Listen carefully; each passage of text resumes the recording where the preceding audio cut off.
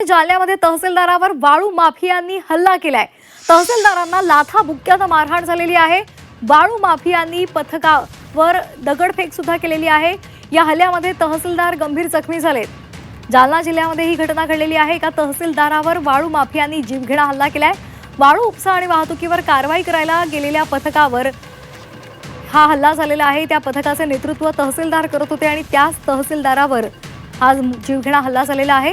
सोबत त्यांचे सहकारी सुद्धा होते। सिद्धेश्वर मंदिराच्या परिसरात गोदा काठावर 10 हायवा आणि 3 लोडरद्वारे वाळू उपसा केला जात होता। त्या ठिकाणी हे पथक गेलं होतं आणि त्यांच्या लक्षात आलं तेव्हा वाळू माफियांनी या पथकाच्या वाहनावर जोरदार दगडफेक केली।